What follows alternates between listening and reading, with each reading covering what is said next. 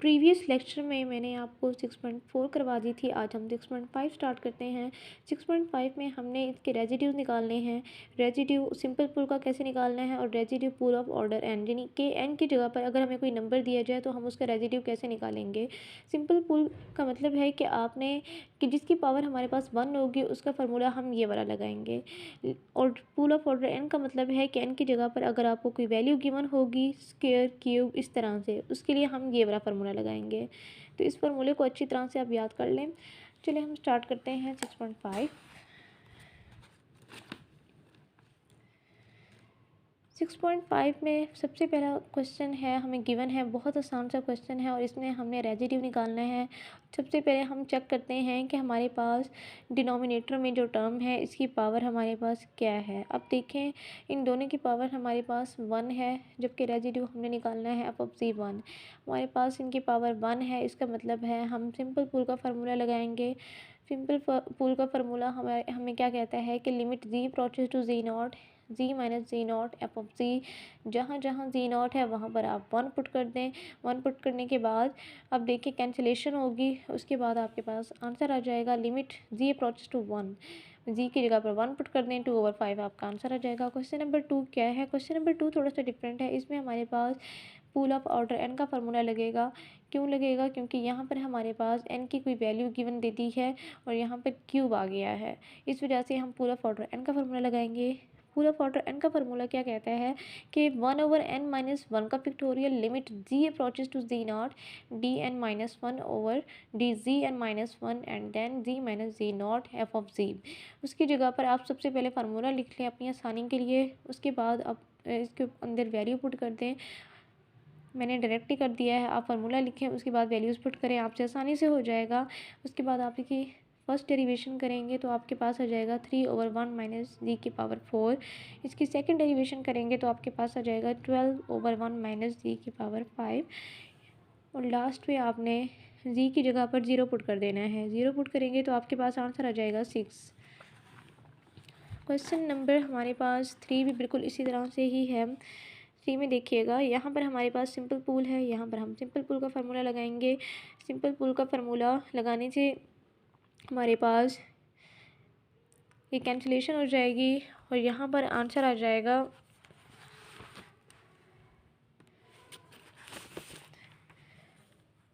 यहाँ पर आ जाएगा आंसर हमारे पास -3।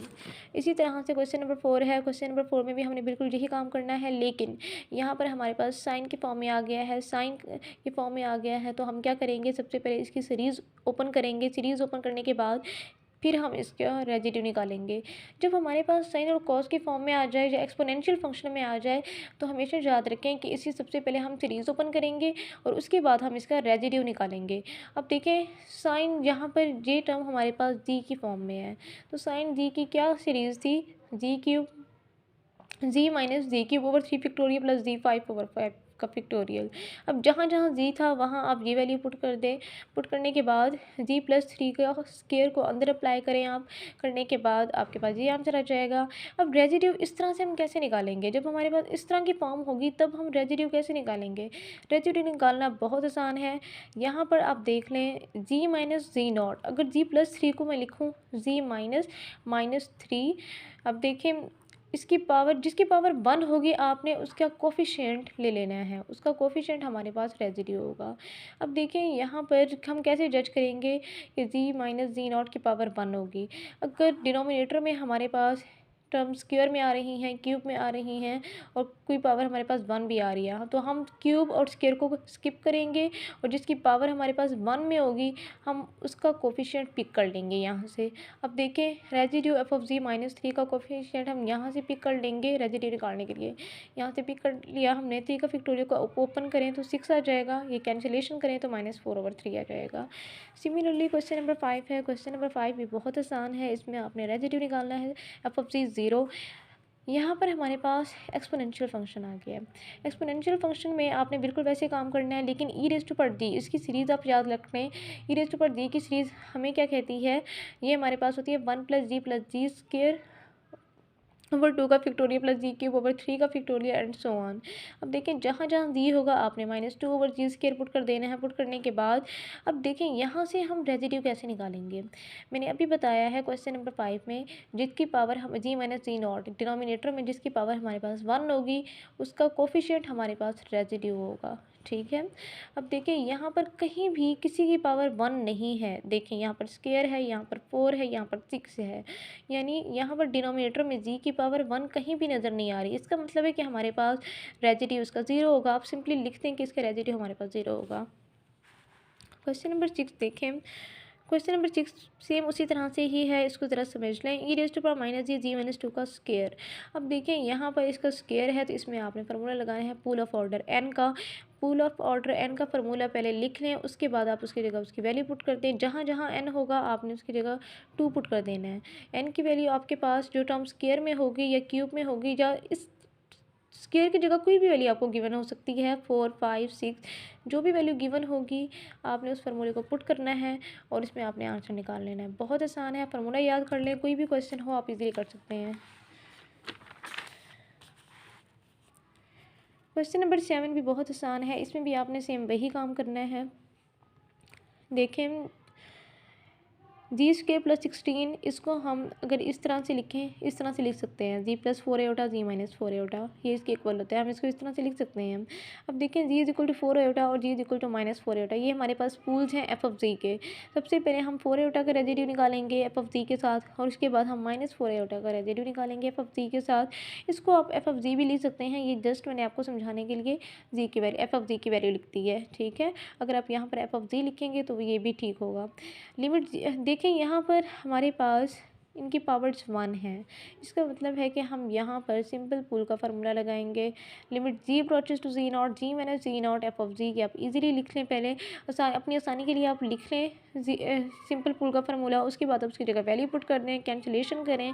कैंसिलेशन करने के बाद आपके पास आंसर आ जाएगा 4 iota over 8 iota is equal to 1/2, ये आपका आंसर है। रेजिड्यू अब हम निकालेंगे -4 आयोटा का। -4 आयोटा का रेजिड्यू वे भी सेम उसी तरह से ही है, आप इजीली कर सकते हैं, 1/2 आ जाएगा। 8 अब देखें क्वेश्चन नंबर 8 थोड़ा सा डिफरेंट है। अगर आपको दोनों ही इस तरह से आ जाएं, इस तरह से क्वेश्चन की फॉर्म आ जाए तो फिर आप क्या करोगे। यहाँ पर आप क्या करेंगे कि जो आपके पास फर्स्ट फॉर्म होगी, जो न्यूमरेटर वाली टर्म होगी, ये आपके पास जी ऑफ जी की वैल्यू होगी और जो आपके पास न्यूमरेटर वाली टर्म होगी वो आपके पास एच ऑफ जी की वैल्यू होगी। तो हम क्या करेंगे, सबसे पहले जी की वैल्यू निकालेंगे। जी की वैल्यू आप कैसे निकालेंगे, डिनोमिनेटर वाली टर्म को 0 के इक्वल रखेंगे और उसके बाद आप कह देंगे कि ये हमारे पास पूल है at g is equal to 1/2 के दिस पॉइंट पे, इस पॉइंट पे।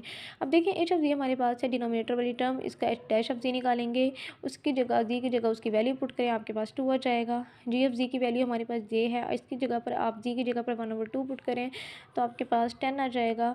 रेजिड्यू आप निकालें इसका तो आपके पास क्या 10/2 ये 5 आ जाएगा। ठीक है। क्वेश्चन नंबर 9 भी सेम इसी तरह से ही है, ये भी आप इजीली कर सकते हैं। सबसे पहले डिनोमिनेटर वाली टर्म को आप 0 के इक्वल रखें, उसके बाद इस जी की वैल्यूज़ निकालें, फिर आप बता दें कि पूल ऑफ ऑर्डर 2, ये z is equal to 0 is a pole of order 2 है। 2 कैसे आया, क्योंकि यहाँ पर स्क्वायर है। जी इज इक्वल टू 1 - 2, ये हमारे पास सिंपल पूल है क्योंकि इनकी पावर हमारे पास 1 है। ये आप क्वेश्चन नंबर 9 इजीली कर सकते हैं। क्वेश्चन नंबर 10 देखिएगा। क्वेश्चन नंबर 10 में सेम वही काम है, डिनोमिनेटर वाली टर्म को आप 0 के इक्वल रखें। 0 के इक्वल रखने के बाद जी की वैल्यूज़ निकालें, जी की वैल्यूज़ निकालेंगे उसके बाद आप इसके रेजिड्यू निकालें, रेजिड्यू फाइंड करेंगे तो आपके पास ये आंसर आ जाएगा। क्वेश्चन नंबर 13 भी आप कर सकते हैं इजीली। क्वेश्चन नंबर 14 भी आप इजीली हो जाएगा आपसे। क्वेश्चन नंबर 15 भी आप कर लेंगे। क्वेश्चन नंबर 16 मैं आपको समझा देती हूँ। क्वेश्चन नंबर 16 देखें, 1/sin जी, ये कैसे आया, ये मैंने डायरेक्टली कर दिया है। 1/sin जी में आपने क्या करना है, सबसे पहले आपने साइन जी की सीरीज़ ओपन करनी है, जी माइनस जी क्यूब ओवर 3 फैक्टोरियल प्लस जी 5/5 फैक्टोरियल। उसके बाद आपने साइन जी को 1 के ऊपर डिवाइड करना है। डिवाइड करने के बाद आपके पास ये आंसर आ जाएगा। उसके बाद फिर आपने 1/जी को इससे मल्टीप्लाई करवा देना है। ठीक है, फिर आपके पास इस तरह की फॉर्म आ जाएगी।